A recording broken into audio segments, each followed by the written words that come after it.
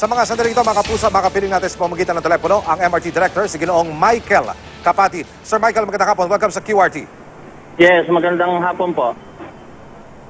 Hello?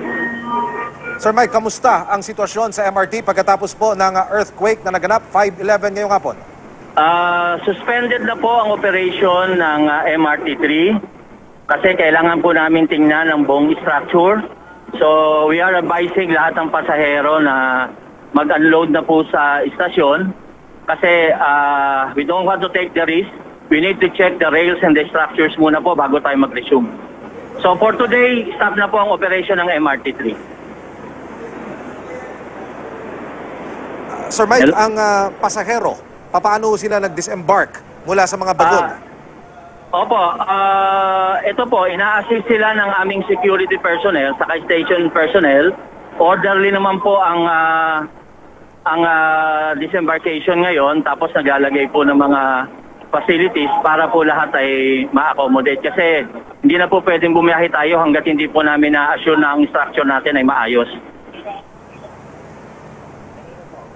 Sir Mike, sa madalit sabi, wala hong problema sa ating mga pasahero. Bago maganap itong lindol, ligtas na po silang nakababa sa bagon.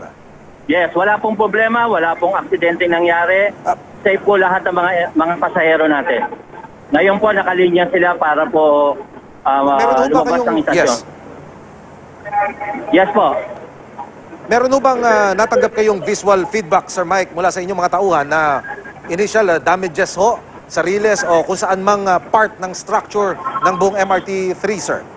So far po, wala po. Pero nag-form na po kami ng team. Yung automatic po yan pagka mayroong ganito mga sitwasyon. Naka-form na po lahat ng team natin to investigate yung tracks, yung structures po natin. Yung mga station naman po sa security personnel natin ay nag-a-assist po dito sa station natin para po maasistihan yung mga sakay na pasahero. Ibig sabihin, Sir Mike, uulitin ko lamang, yung mga bagon ay nasa wastong station po ngayon. Wala ho yung nabitin, wala ho yung nasa gitna ng biyahe. Wala po interstation, wala po. Wala po. Indefinite pa, Sir Mike. Ibig sabihin, kung ibabalik ang operation ng MRT? Sa ngayon pong araw na to, hanggang mamayang gabi, wala na pong ibabalik na operation. Titignan po namin bukas as soon as ma-check namin po kung stable at walang damage ang ating struktura. For now, indefinite suspension po ang ating operation. Baka meron pa ho kayong gustong iparating na mensahe, panawagan sa ating mga kababayan, mga mananakay ho.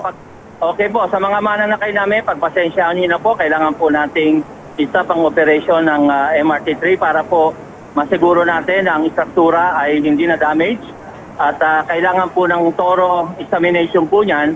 Kaya po tayo nag-decide na stop operations na po muna ang MRT3. Salamat po. Mga kapuso, yes, mga kapuso, si Ginoong Michael Kapati ng MRT3. Sir, maraming salamat. Magandang hapon. Be safe, sir.